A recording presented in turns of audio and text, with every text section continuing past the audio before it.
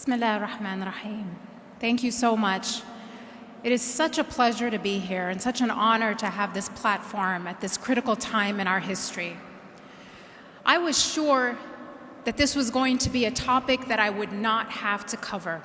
I've been following American elections and politics for a long time, and I did not expect the outcome of this election. For me, it was almost unthinkable. It's impossible. And so when it came out, when on election day I found out the outcome, I was incredibly devastated. I went into almost shock. I was very angry, very upset, and very worried.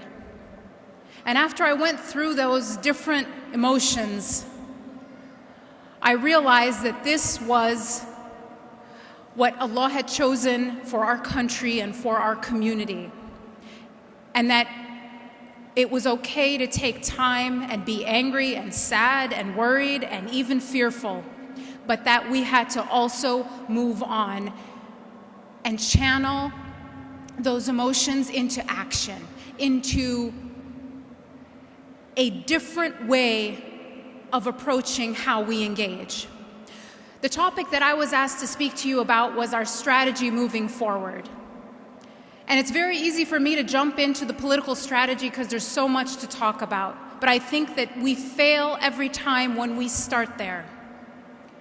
I want to first talk to you about our individual strategy, our family strategy, our community strategy, our alliances, and then what we do on the political platform.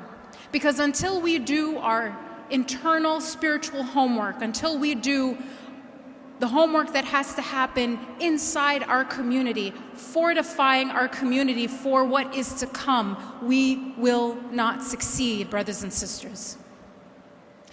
And it's not that these things happen in sequence. They have to happen all at the same time because we don't have time.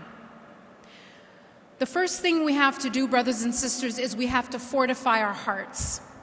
When I say that, I mean that it has become normalized, it has become acceptable to assault us psychologically. We are enduring psychological violence. And a lot of times people tell me that I am stating things too harshly, that I'm making people feel bad or worried. But I think that we don't have time to skirt around the issues, and I certainly don't have time to sugarcoat anything for you. When you look at the media coverage of Islam and Muslims, in a recent study, it was 90% negative. The only question I have is not why there is Islamophobia on the street level, but why there isn't more of it. And why there isn't more of it is a testimony to the inherent hope and in many cases goodness of the American people. So we are enduring this violence on our identity every single day, and our children are enduring so much at their schools. So what do we have to do to create a strategy for the coming era? We have to fortify against this assault. And the way to fortify against this assault is to love deeply and passionately everything that is being degraded. I used to think that Islamophobia, anti-Muslim rhetoric, and the demonization of Islam was primarily targeting non-Muslims to marginalize the Muslim community in America. And I think actually that is a secondary goal. I think your hearts and my hearts are actually the primary goal of Islamophobic rhetoric. To make you and I doubt, to make you and I ashamed of who we are and what we believe.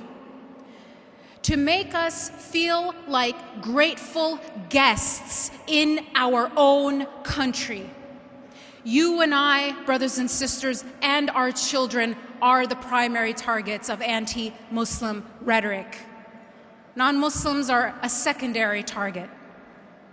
So you have to protect your heart and not actually believe that you are immune to the toxic wasteland that is the political discourse of our country right now. You are not immune. You can internalize Islamophobia just like anyone else. So you have to develop a daily practice of renewing your love for Allah and His Prophet. It is not enough to be casually Muslim. It is no longer enough to do the minimum. And I am reminding myself first. We have to run to what affirms our faith. We have to practice and learn what deepens our love, because that is the only thing that will fortify against the hate. Listen and reflect on the Quran. Choose one ayah a day and write about it in your journal. These are very simple things. Find a podcast you like and make a practice of listening to 15 minutes a day about the Prophet's life, alayhi salatu salam. You cannot love someone you don't know. You don't know intimately. Think of the people you love. Think of your family. Think of your spouse or your best friend or your children. There is something called a love map. The details of who they are, the details of what matters to them. And if you're not familiar with these details, your love for them is shallow. It is not intimate. So you cannot love Allah and His Prophet without getting to know the details and thinking about them deeply. That is how love grows, and that is how you protect your heart against the hate. So get to know your faith in a whole new way. That's how we fortify our hearts. We have to fortify our families, brothers and sisters. Did you know that after 9/11, there was a surge in domestic violence among Arab Americans? And the only reason I'm saying Arab Americans is because that's what the study looked at. It didn't do a Muslim American study. It was focused on Arabs. And this is very common. Families break down when there is stress on the individuals in the families because of external powers, external stresses. The social and political forces that we think are just on the outside, they seep and they come into our families. Divorces went up right after 9/11 among these same families, the Arab American community. So we have to fortify our families against this. First of all, and this is incredibly important, by implementing a zero-tolerance policy of domestic violence when it comes to our masajid.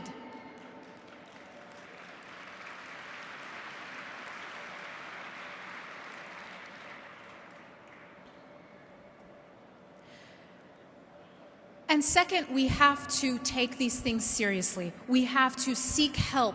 There is no shame in mental health.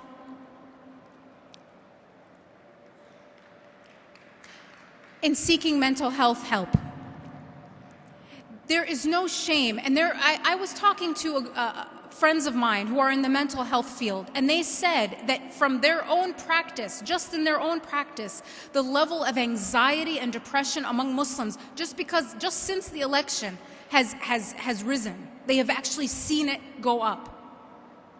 So to protect our families, we have to take care of ourselves. And seeking mental health assistance is incredibly important. And there is absolutely no shame in this. We have to train our imams in as much as we can to address mental health issues within the community as much as they are trained, and then to know when to refer people to professionals, whether it comes to individuals, or counseling couples. So we have to fortify our our hearts, we have to fortify our families, we have to take care of ourselves. Then at the masjid level, we have to do at least two things. First, we have to get our houses in order in terms of the minutia of legalities, our 501c3 status. And here's why. Because according to every lawyer I've talked to, they believe that what they're going to come after us with is not a gun, but a pen. It's going to be in the form of IRS audits, and it's going to be completely constitutional. They're going to close down our mosques by auditing them. And if things aren't in order, those mosques, they can continue to run, but they lose their 501c3 status, which means it's going to make it very hard for those masajid and those schools and those organizations to raise money. Because you can't give your donors a receipt that says they donated to a charity, a nonprofit. So we have to get our masajid in order as a key action point. But the second thing we have to do is we have to get our masajid in order on the community level. Because right now our masajid are fractured, many of them. And many people feel very alienated in our masajid. I did a study with the Institute for Social Policy and Understanding, ISPU, where I direct research on creating inclusive, engaging, welcoming masajid. And we just came out with this study, and I encourage you, this is a resource for the community. I encourage you to go to the website and read the recommendations of how to make our masajid places where everyone feels welcomed, where we come together as a community and we belong. We have no more time for the fracturing in our community, for the way that we sometimes treat each other, for the way that we sometimes exclude each other. And this is especially the case when it comes to a few groups, and I'm going to be very blunt, when it comes to women, how they feel in our masajid, and when it comes to black Muslims and non-Muslim and non-black Muslim, predominantly Arab or Desi masajid. I have heard stories that break my heart, brothers and sisters. We have to deal with intra-Muslim racial tension.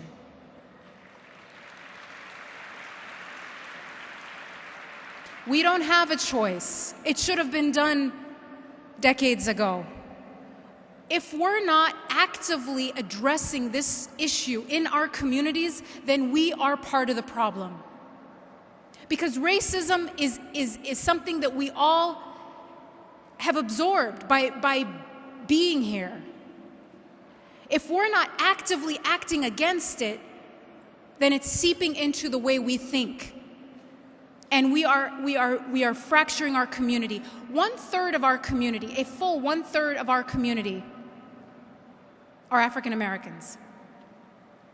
10% of African Americans are Muslim. And yet, when we, as the collective we, as Muslims, want to do outreach, we normally do what we call interfaith outreach, which is very good, and I think we have to continue to do that. But interfaith normally, though we may not intend this, ends up being with suburban churches and synagogues that are predominantly white. And we are engaging the dominant culture. And we very seldom, of course there are many exceptions, but we very seldom as local communities reach out to African American and Latino communities. And yet these are our natural allies collectively as Muslims, and they are of course part of our community already. This has to change. So we have to fortify and strengthen our masajid. We have to heal as a community in terms of the fracturing between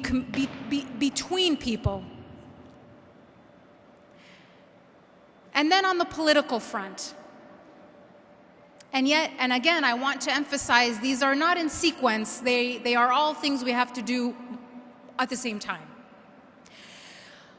My advice to you is this. I want to tell you, the biggest thing I learned from the past 8 years engaging with the Obama administration is this.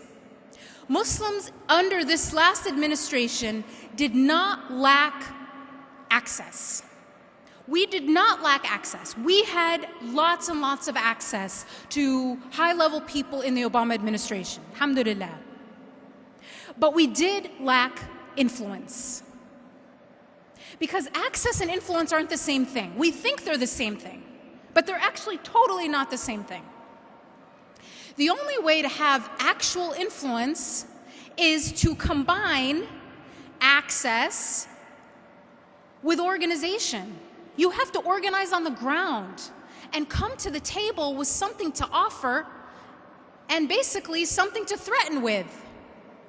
If you don't have any leverage, if you don't have any political and social capital that you have done the hard work of building before you come to that table, your access is not impactful. It doesn't translate into influence. Engagement without that homework is not effective. And I would say that even with the Obama administration. I would say that 1,000 times over with the current administration. My perspective is not that we boycott, but my perspective is that we engage with the proper thought through. First, we have to begin by building political and social capital on the ground level, by engaging local elected officials, even at the city level, at the state level, building coalitions of other concerned Americans about our civil liberties and the civil liberties and the justice for all Americans. Did you know, and I've said this before, perhaps to the same conference, did you know that according to our research at ISPU, the same legislators, the same people who are proposing anti-Sharia legislation, this law against something no one is trying to do, just to create fear and hatred of Muslims. Anti-Sharia legislation, the same legislators who are proposing this kind of legislation with an 80% overlap are also proposing legislation that restricts the rights of African Americans and Latinos in the form of voter ID and voter suppression laws, that restricts the rights of unions, that restricts the rights of immigrants and others. So those who want to restrict our rights already see a commonality between us as the Muslim community overall and other ethnic minorities and other movements. Isn't it time that we also work to create political coalitions against this common threat? Isn't that logical? At the state level. Because if we don't build from the ground up, even if we were to have access, it would be 100% useless, in my opinion, from everything I've seen. So we have to build from the ground up. And this is something every single one of us can do. You can engage your local elected official at the city, at the county, and at the state level. Right now I live in California, and California has really been leading the country as a state in saying we will not carry out any mandate that says we're going to deport everybody who's undocumented. They have passed a resolution about that. They have passed a resolution that is basically the protection of California values, that they will resist these proposals that have been promised that would exclude so many people. You can create a similar, especially in states that are, you know, predominantly Democrat.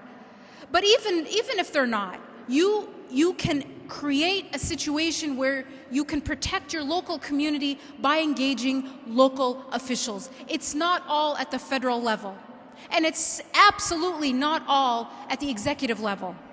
And I'll close with this.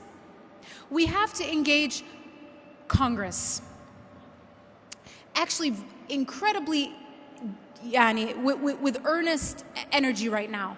You may have heard that Obama did away with this program called NSEERS. And it's a program that basically required people from certain countries, most of them Muslim except for North Korea, to register with the government. And it wasn't being used since 2011, and then he just did away with it. And everybody celebrated that, which is a victory. But it can be reinstated with an executive order, which would be bad. But what would be far worse if it was reinstated through an actual legislation through Congress. Then it would be almost, you know, it would be very, very hard to get rid of. An executive order, another president can get rid of. But a law that goes through the normal channels in Congress is much, much harder. So what we need to do is to defend ourselves against that route, the legislative route. And the way to do that is every single one of you has an elected official, has a congressman or woman that you can call and encourage to vote against anything that comes resembling NSEERS in Congress. So I'm going to sum up. The coming 4 years are going to be very difficult for our community. Anyone who is insane enough to say, oh, we don't know, give him a chance, has not been listening. Because he has already said what he plans to do, and then has backed up those promises with very specific appointments, at least in the transition team. So to sit back and wait is insane. We have to get ready for what's to come. And it's much better. Everything I'm saying we should do anyway. We should do regardless.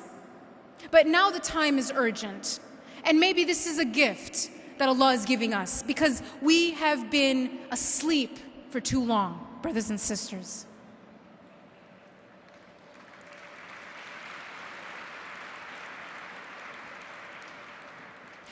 But after all my anger at the outcome, I am finally at the place where I'm filled with hope. I'm really filled with hope because due to the urgency, we will finally get done what we should have been doing all along. And I believe with all of my heart that with God's help, we can do this. Thank you.